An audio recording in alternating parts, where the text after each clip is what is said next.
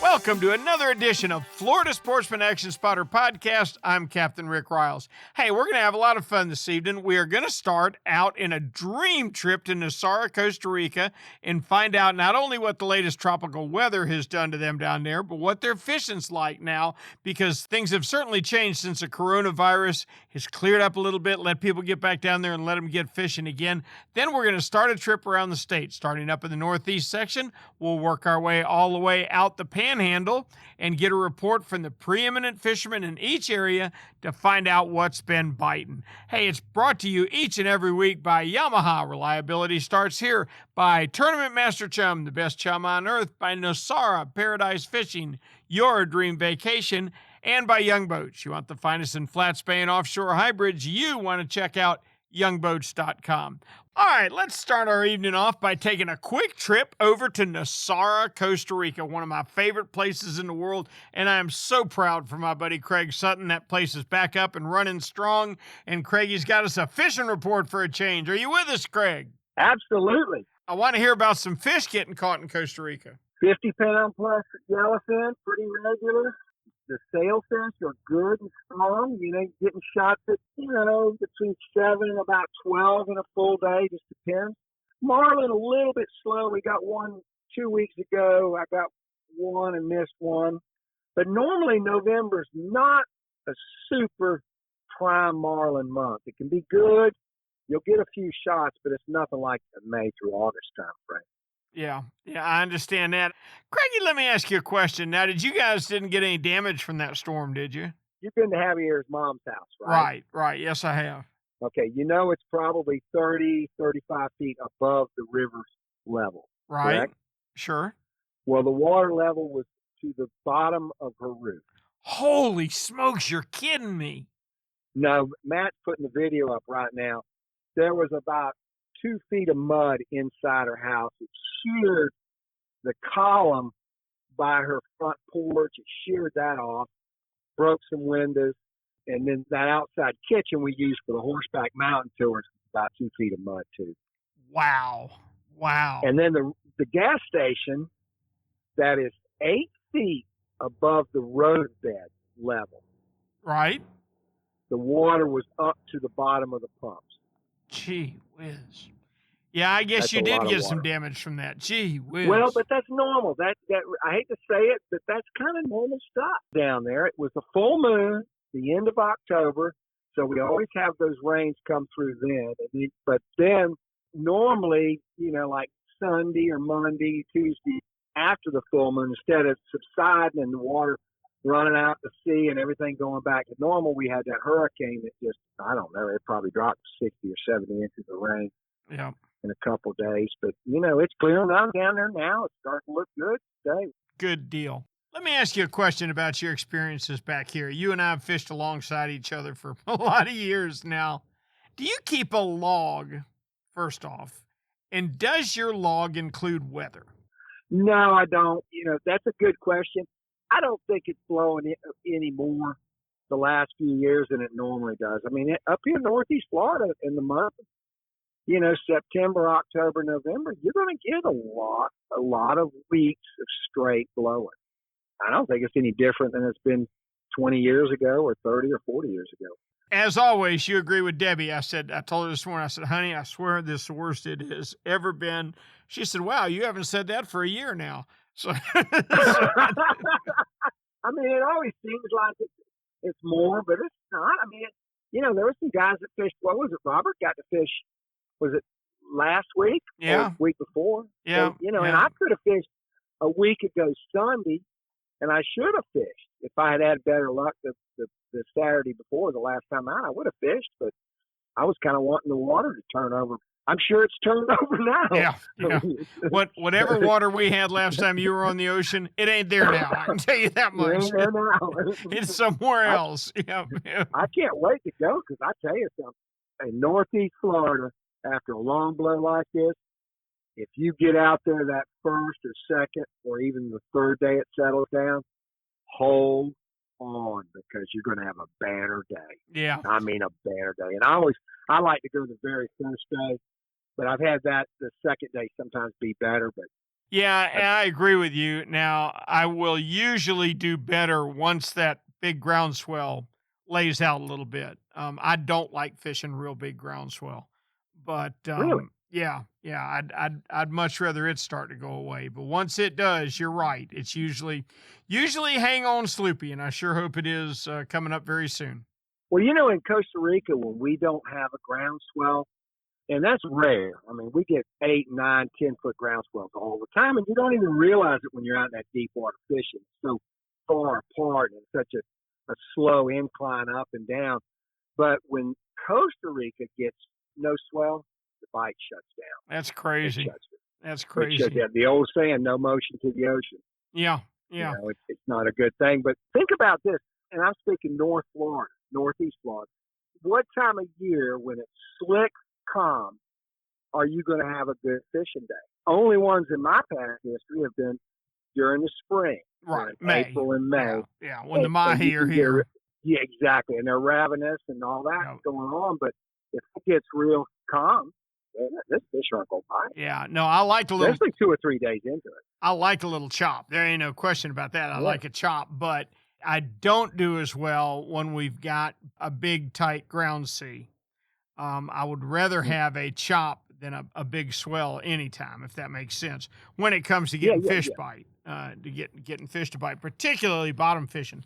Bottom fishing, if you're in less than 120 feet of water and there's a big groundswell, you might as well forget it because that whole bottom of the ocean's moving. Well, do you think that's a result of the water getting turned up or changing the water clarity? I mean, are you a big water clarity guy? I'm not as much as I used to be. I got to tell you, Craig, I'm not as much as I used to be. We caught a nice mahi in Stewart last week. The water was so dirty, he was on the leader before I saw what it was. I think we tend to be a little more in love with blue water than what fish are. I think fish do fine in green water. I do too. I've caught marlin in green water. In fact, one of my first really nice size marlin over in Costa Rica, I caught it in green water. And the thing was, I fished like 7 or 8 days straight. We were catching them in green water. And we were literally about 3 miles away from the blue water. We had one come up and stand on a scale that was, I mean, I'm being conservative. He had to be 700, if not more. That's a dandy. He was a big boy. Yeah. Big boy. But hey, it's fishing, man. I agree with you. I think we think too much sometimes. Yeah.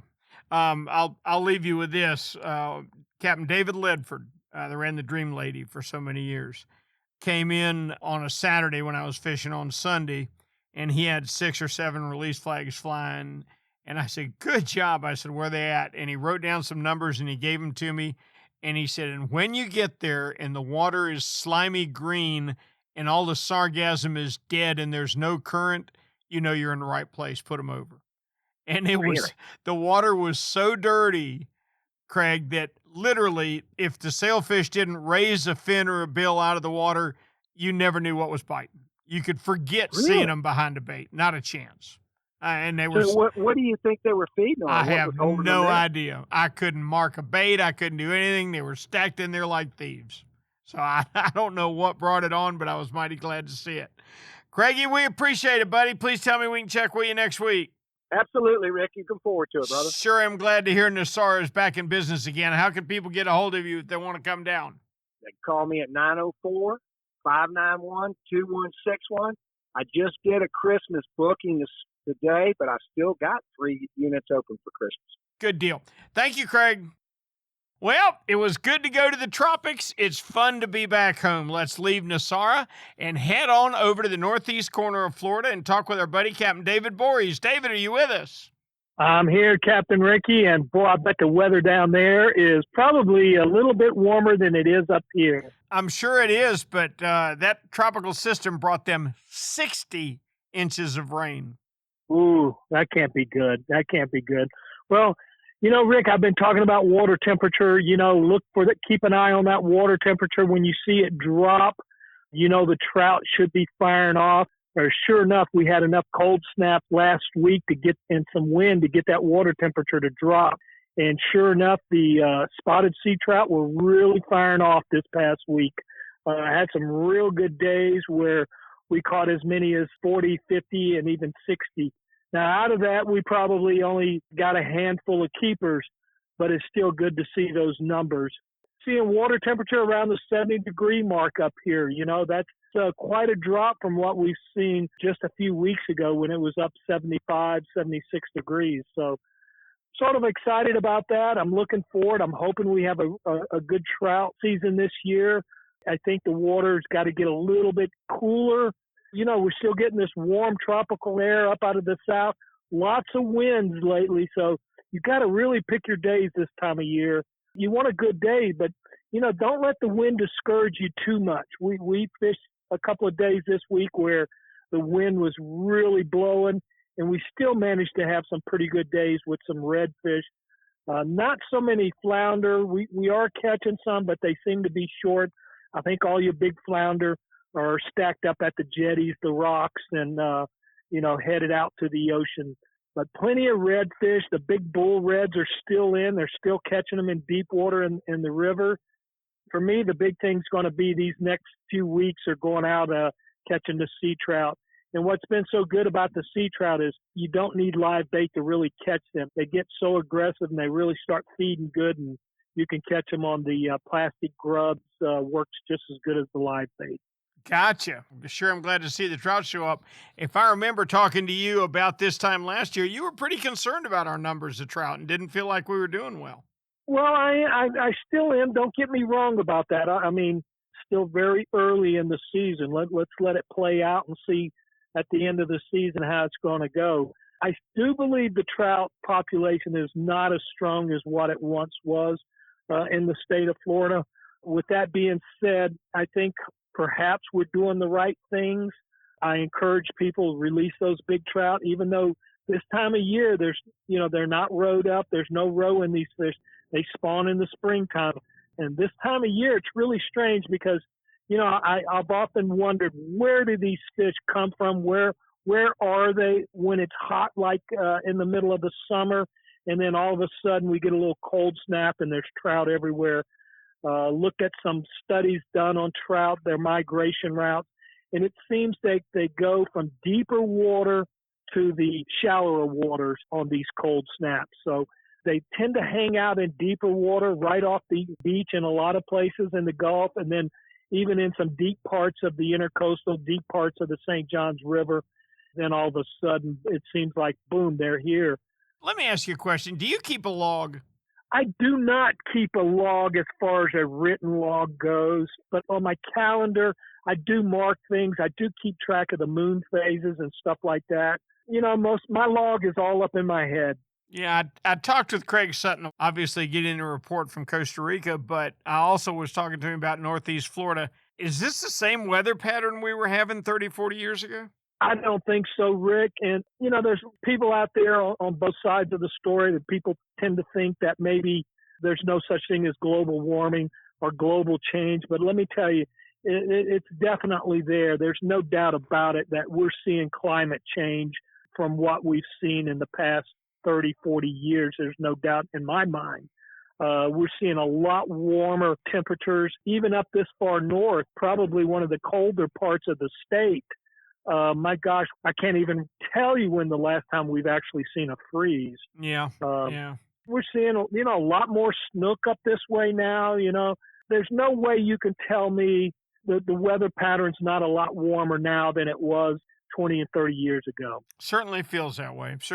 I remember, and we've talked about it, but I remember when October was way too late to try and catch a tarpon, and now it's November and we still got plenty of tarpons. So, obviously there's change going on.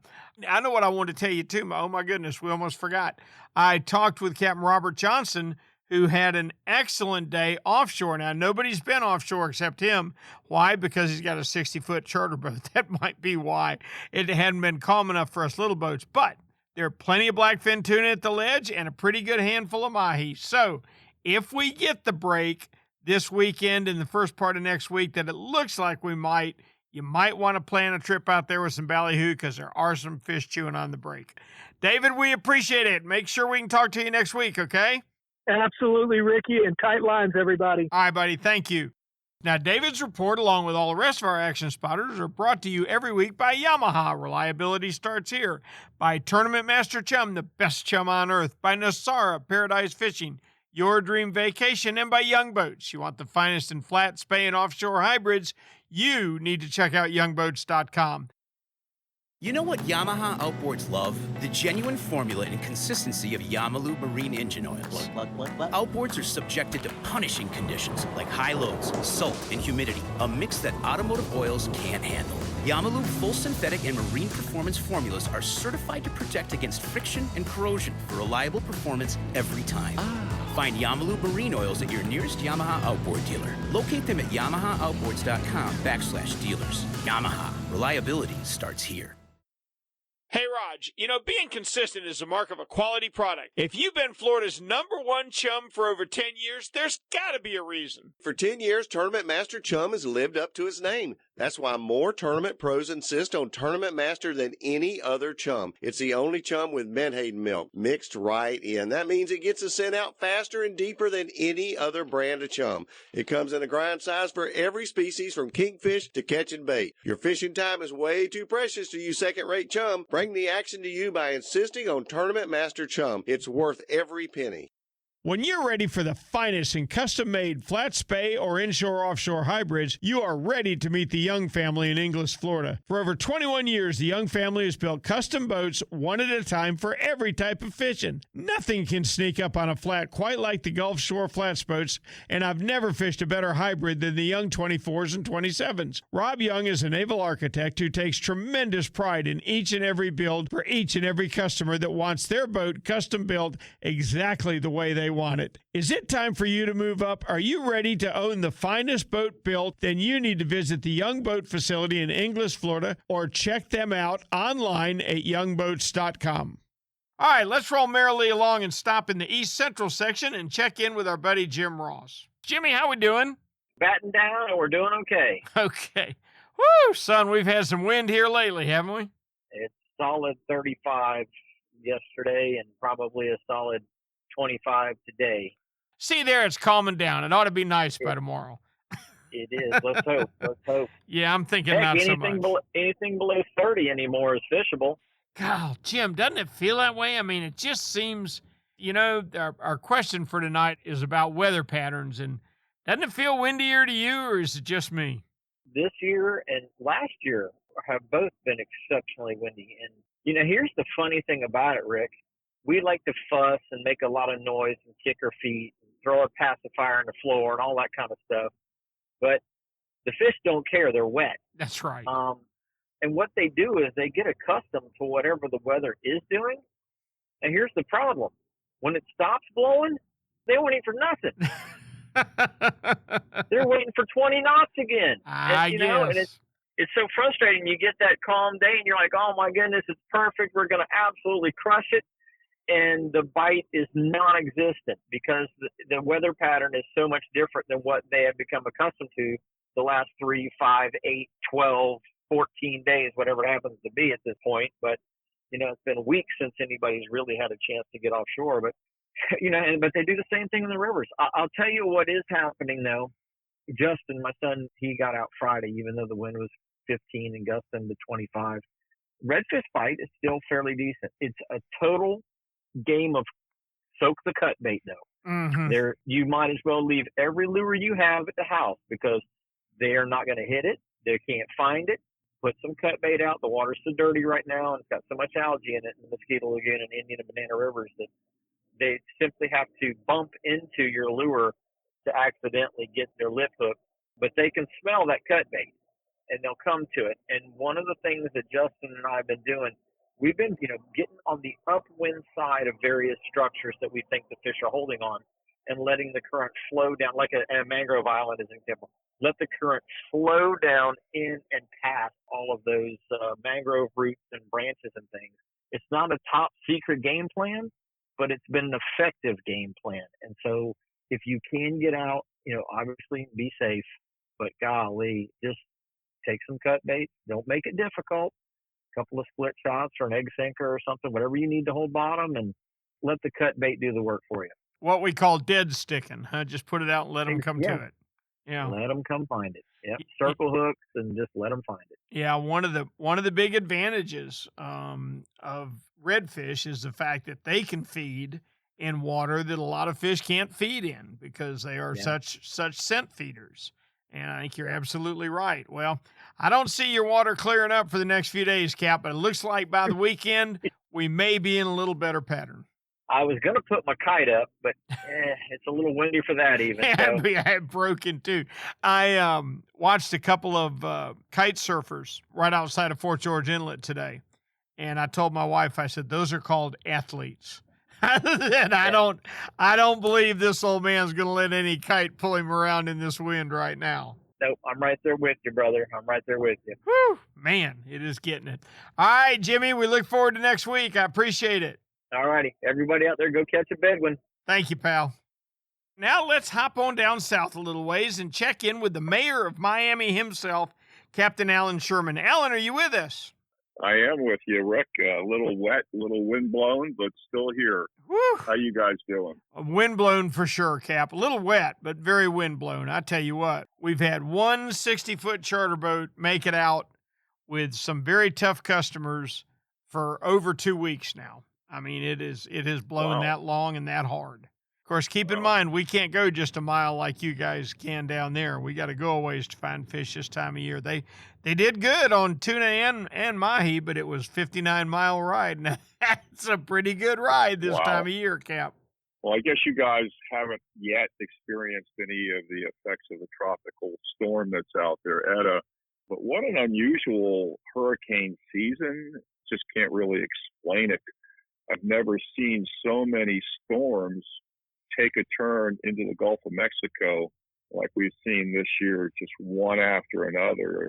We've seen it on the Atlantic side where we've had 2, 3, storms in a row, and they've just hooked, headed right for South Florida, and then they've taken a big hook to the north and the east, and that's happened a couple of times in a couple of seasons. But never anything like this where, usually you expect them to make the turn more to the north earlier. Right. And kind of threaten South Florida and then move off to the east side and go up, the coast and towards the north and out. But this has just been such an unusual season. It's just not explainable. Global warming, you name it, the election, COVID. It could be any of those things affecting our weather right now. And I hope it straightens itself out soon. I mean, it's killing our fishing down here. Only a few of the guys have been able to fish regularly.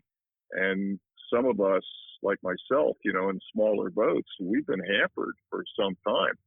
It's always tough in the summer because it's so hot for the inshore guys. We don't have T-tops, air conditioning. We're out there in the elements. But then you get to where you get to the fall and you're looking forward to that cooling down and fall migration. And then bang, we've gotten hit by these crazy weather systems. But I did fish once or twice and the fishing was very good. We fished in 30-mile-an-hour winds last week, and guys didn't want to cancel the trip, and I was okay with it.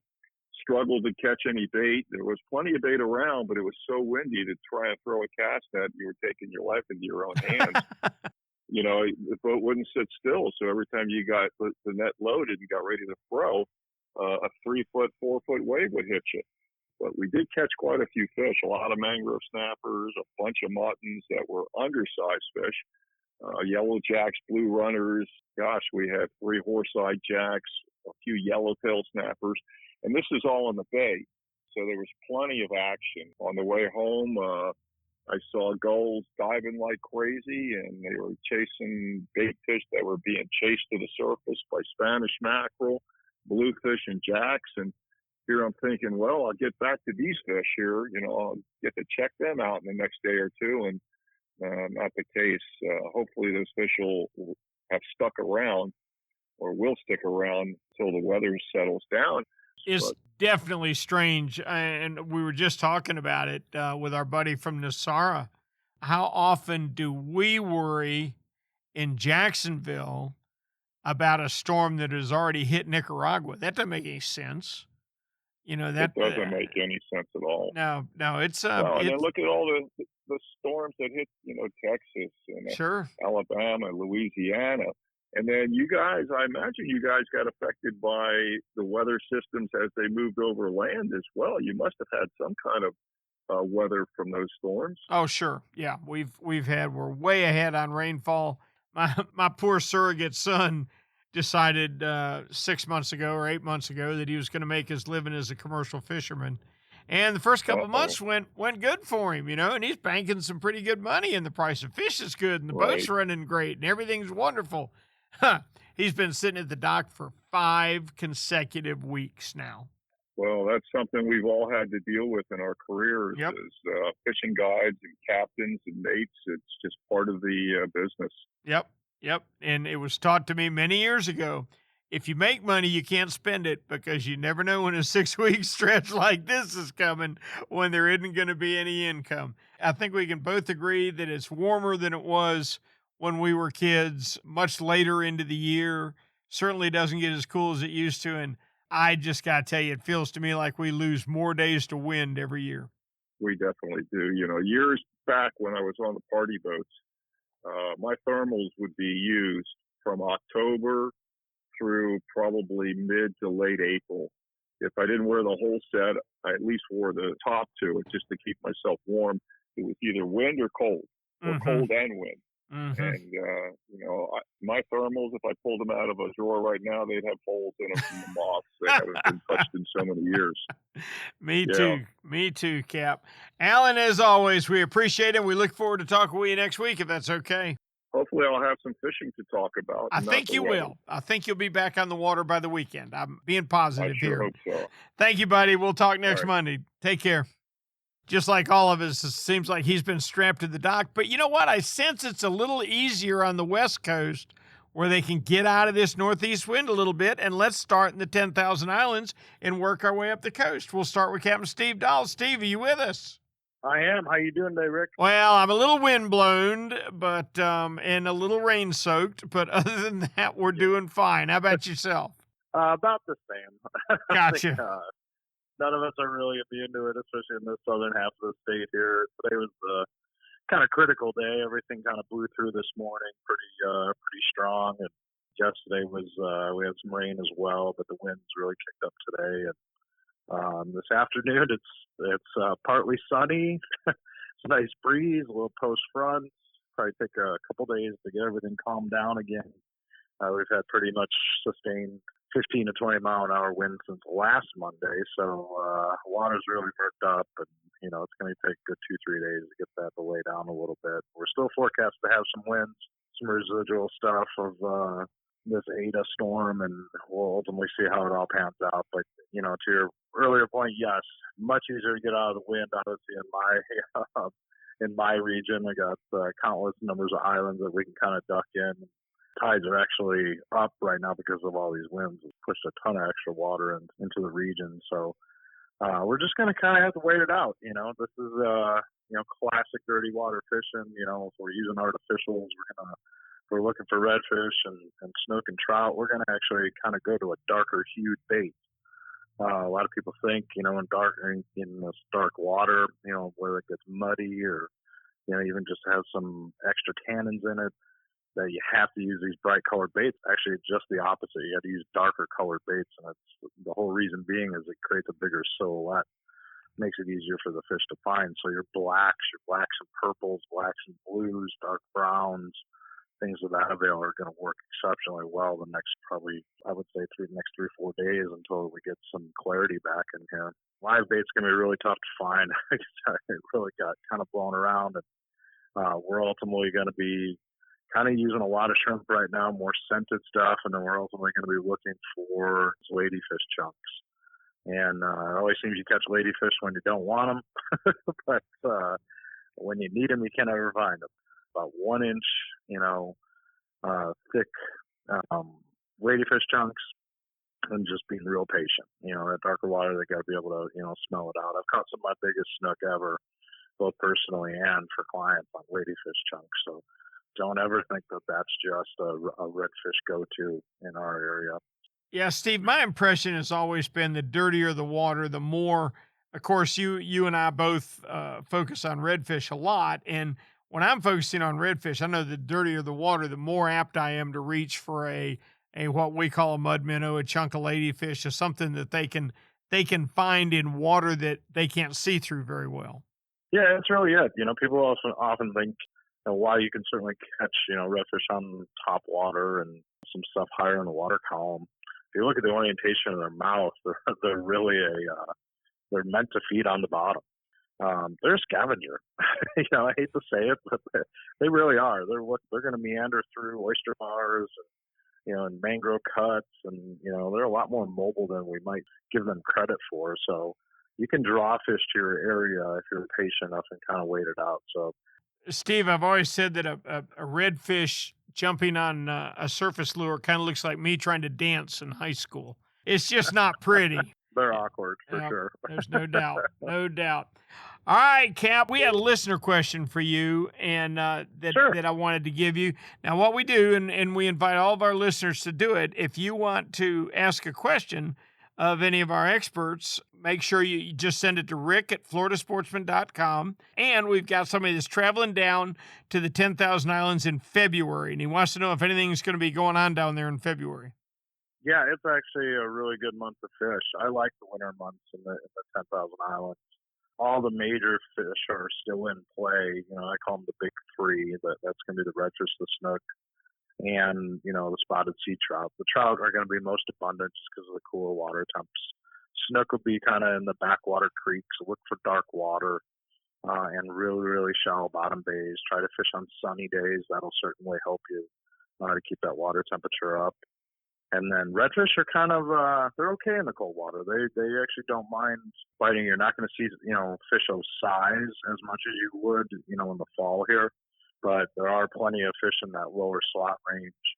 And then we always kind of get a run in the wintertime of what we call puppy drum. These like mid-teen fish, like 15 inches, which are a lot of fun to catch on light tackle. So that's all in play. And then I have a benchmark of Valentine's Day to put my tarpon rods in the boat. Because if we're having a warmer than normal winter, or if our water temperatures are just staying, are starting to rise a little bit, we've caught tarpon as early as, the migratory tarpon as early as, that mid-February mark. So it wouldn't shock me if, this gentleman ran into those if it stays as warm as it has. Our water temperatures are still 6 to 7 degrees higher than what they should be this time of year. So if that sustains itself throughout the winter, it wouldn't shock me if those tarpon came in early this year. So, yeah, February, great month for sure. Gotcha. Perfect. Good deal.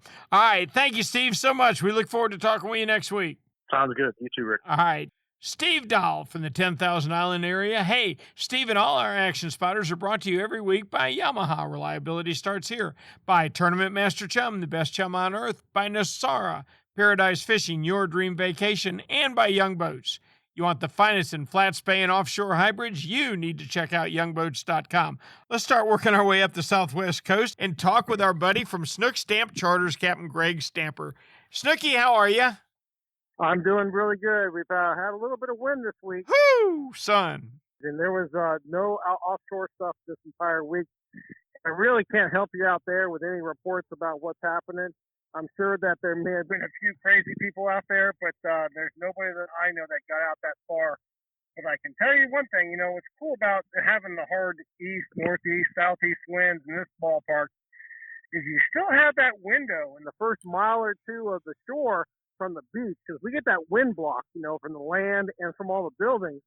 And the guys who had the opportunity to get out there this week did actually quite well on the tarpon. How about that? As pressure was dropping, they were able to get into some nice fish, 100, 150 pounds. This is probably the biggest one I saw. Well, somewhere in the 100 ballpark, give or take. But I can tell you they did very well on those. And what's really nice to see, and I don't know if we talked about this last week, but a few kingfish have showed up. Most of them are going to be in my northern part of the region. So if you're coming in the area of like Caye Costa, Boca Grande, all the way down to maybe Captiva, and you're out there trolling some big plugs or free lining live blue runners or whatever you want to do, you're going to get into those kingfish. They're showing up. These are not the big kings. These are not the offshore smokers that you guys would, normally catch. These are fish that are anywhere from, I'm going to say 10 upwards of maybe 20 pounds at the most, but they're there. So those guys did really well on that. Another cool thing for those guys is they did come back this week with more cobia. Those fish are they're being pushed down. They know that water is getting cool up north, and they're coming down with all the bait, and they're getting their chances. But if you do not have something ready to go, whether it be a jig, whether it be a live bait, when you see these fish, you're probably not going to catch them. Boy, isn't that the gospel? It just seems to me like years ago that the cobia used to stay up on top of the water longer. Now it's like, there's one, hurry up. No, he's gone. You're right. You got to be ready now, boy. In our neck of the woods, a lot of times, like, for example, for myself, I usually pick up cobia. Well, I do when I permit fish because I'm sitting still on my trolling motor. But, most of the time when I'm running for a triple tail, looking for the trap line, it's not, it's another month from now, maybe a month and a half, I'll just see one free swimming and I can just kind of turn around, get in his way and throw something at him that he'll like. But these guys are they're out there tarpon fishing. They're not triple tailing. We have had a few good triple tails show up north in the same ballpark, whether it be Boca Grande, Captiva, that area. That's where the crab traps are right now. So if you want to go out there and try that, you're going to need to go out that way. You're not going to be able to get them out in front of Fort Myers Beach where I'm at. They're not going to be any traps here until about, I don't know, a month and a half. I see. All right. Well, I tell you what, you guys on the West Coast have got it a lot better than we do on the East Coast because there is nothing breaking that wind. I know. No, I understand. I mean, to move it into the inshore stuff, the redfish bite was actually pretty good this week. We've had the opportunities at a lot of good fish that aren't like, it's not full speed like it was before. The water's a little bit murked up.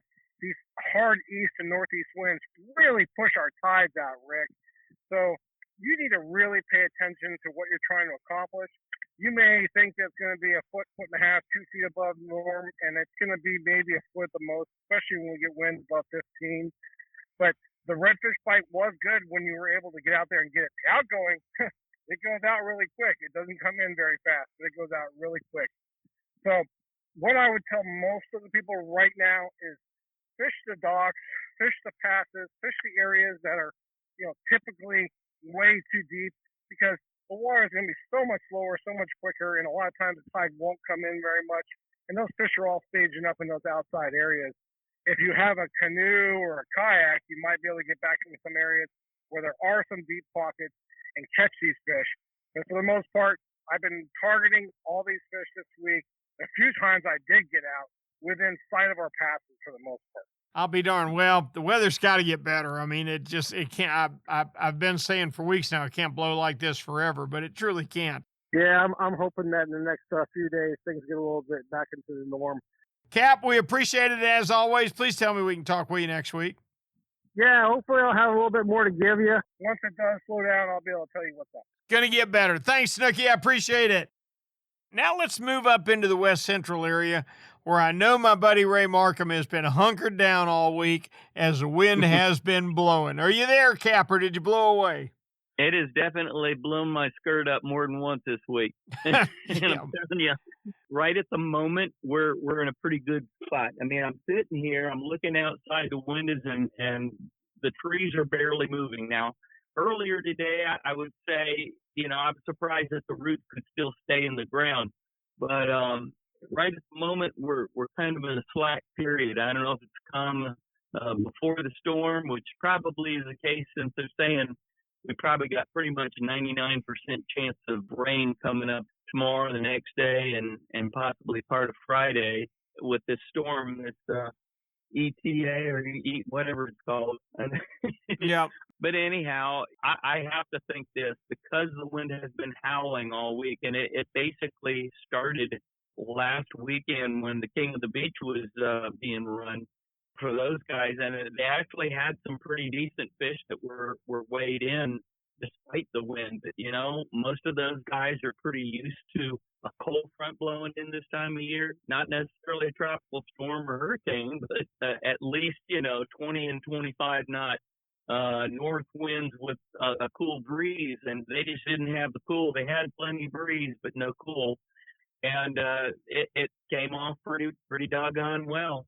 Good. And everybody is just been ranting and raving about how good the mackerel fishing is, and I will say, yeah, it's absolute truth. I mean, even up inside Tampa Bay, there's lots and lots of bait. You go around any channel marker, any kind of structure where there's bait holding, and you will catch mackerel. Any kind of jig, the spoon, guys throwing diamond jigs that like to cast, guys that like to troll, they're using some of the smaller drone spoons or Clark spoon squid.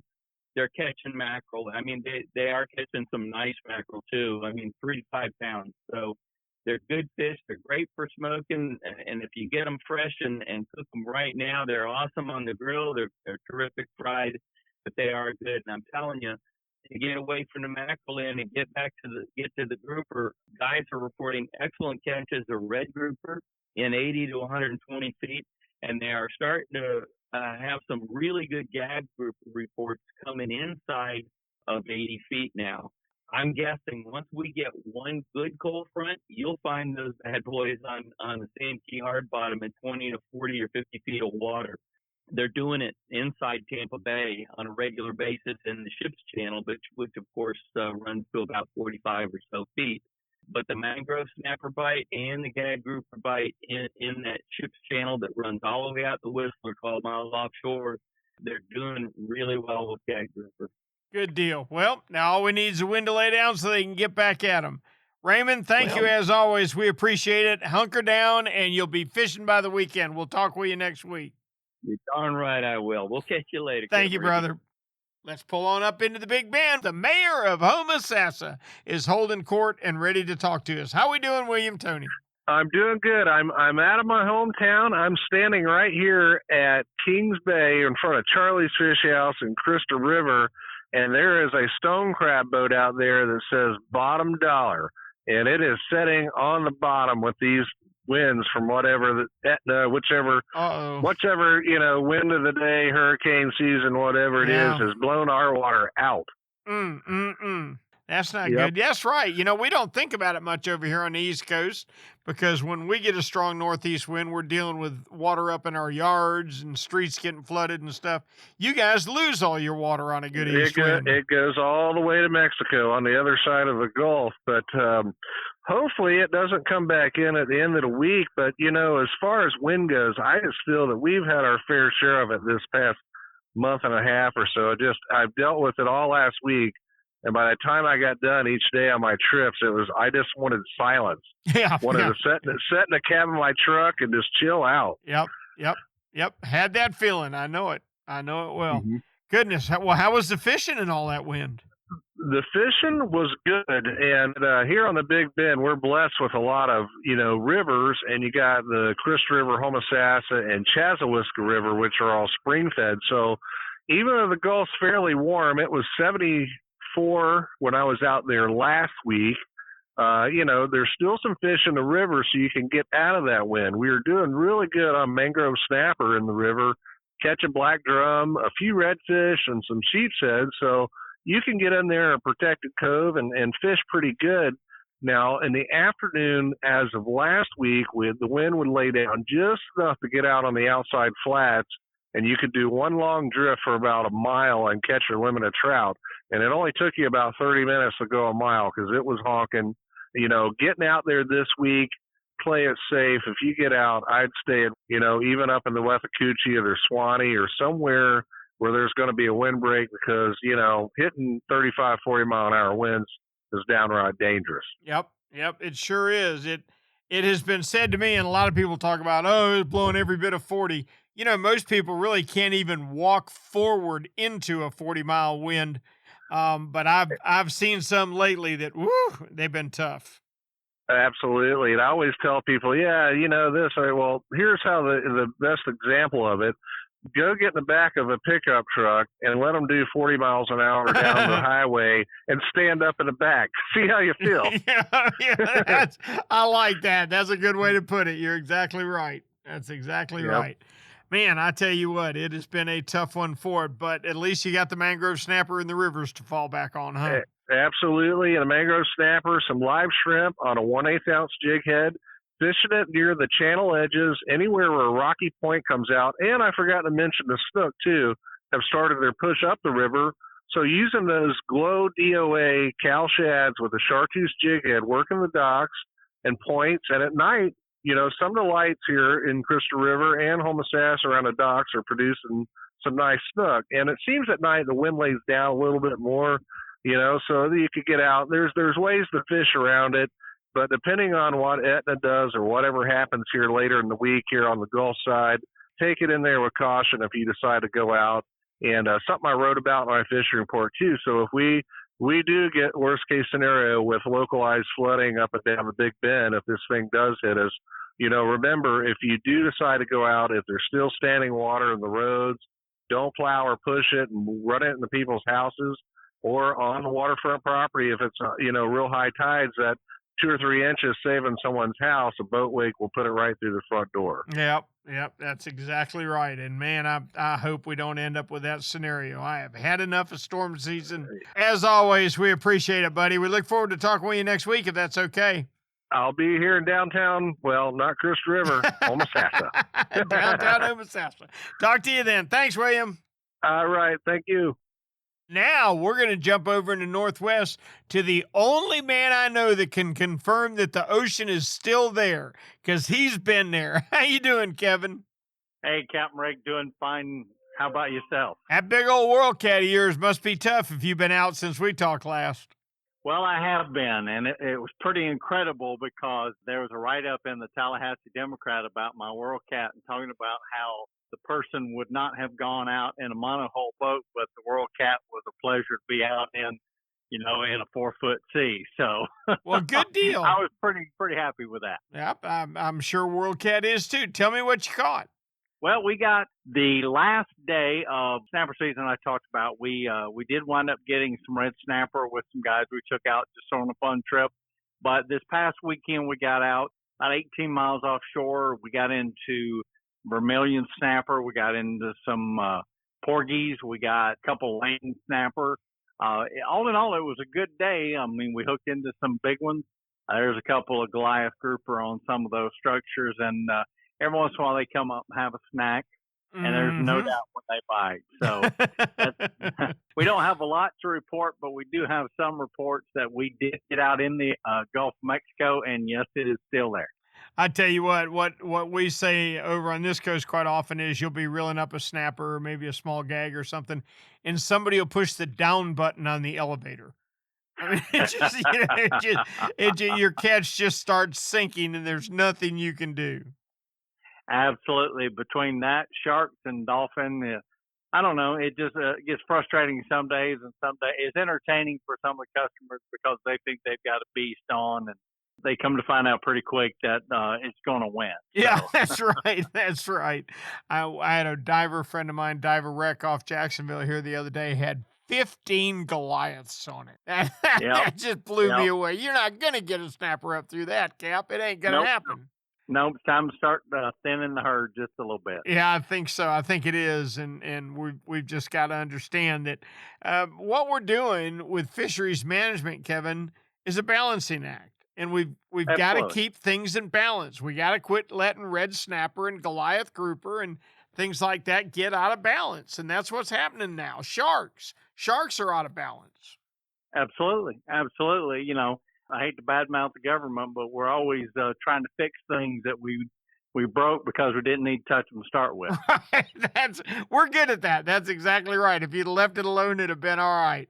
Kevin, I think our weather patterns are changing. I was a denier for a long time in global warming and all this, but I'm convinced it's warmer than it used to be, and I'm starting to think that it's windier than it used to be. You know, it's funny you mentioned that, Captain Rick, because my deckhand and I just this weekend when we were heading out, we were talking to our customers, and we both agreed that we had more rough days than we had calm days, and we only had a handful of what I would consider to be glassy, smooth days all summer. And talking with a few local captains and things like that, scratching their head because the weather pattern seems to be changing. And I don't know if you look, I mean, we've got a record number of named storms. Sure. So you got to ask the question. I still haven't bought into the global warming concept because I believe that weather's cyclical anyhow. Certainly it is.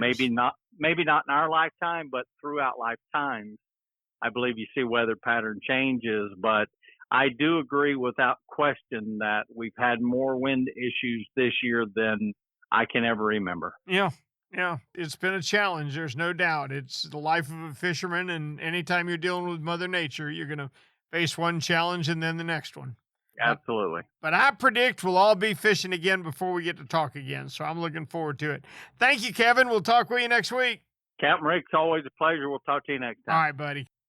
All right, well, we can't leave Florida until we go through the Panhandle. Right there near the Alabama border is where Tyler Massey resides, and he has got a report for us this evening. Good evening, Tyler. How are you? I'm doing good, Rick. How are you guys? I've been told you're pulling baby duty tonight. Is that right? Yep, that was it. I had a screamer.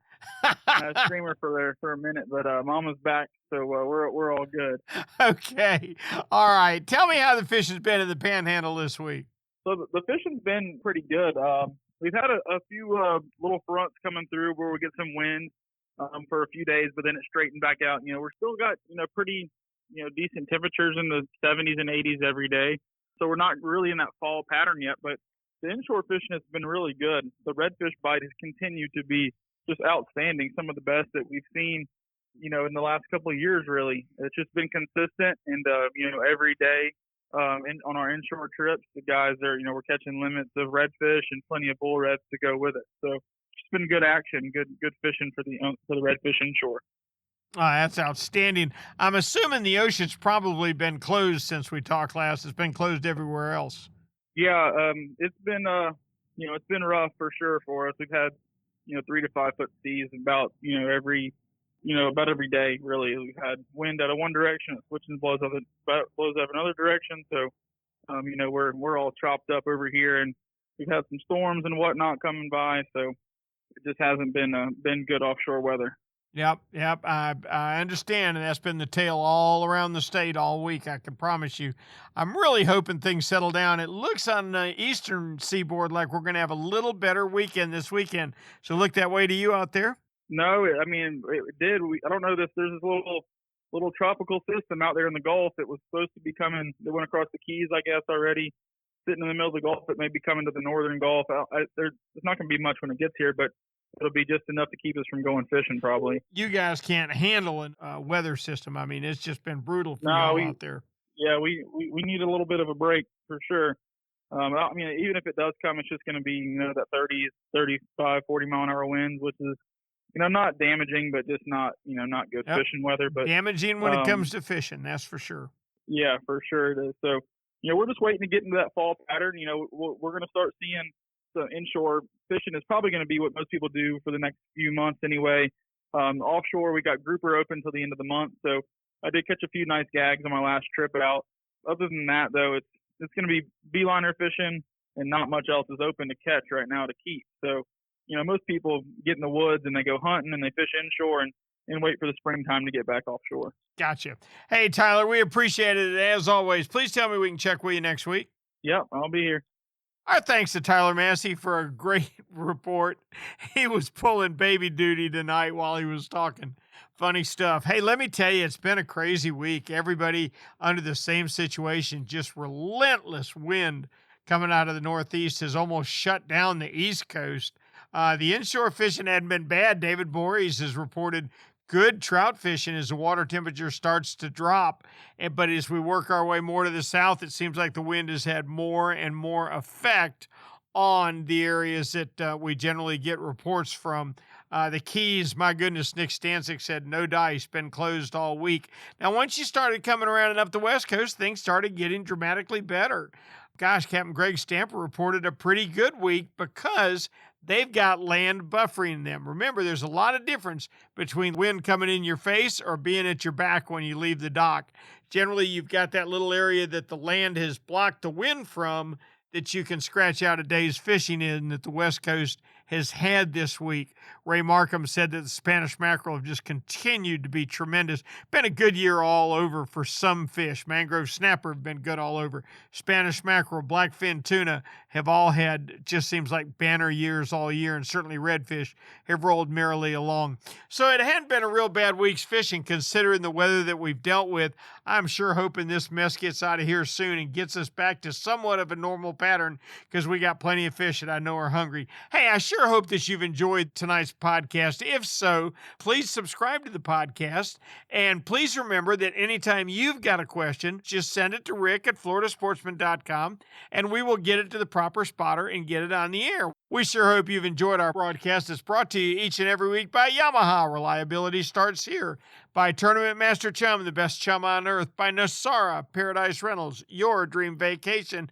And by Young Boats. You want the finest in flat spay and offshore hybrids? You need to check out youngboats.com. Until next week, I'm Captain Rick Riles, and we'll see you on the rip.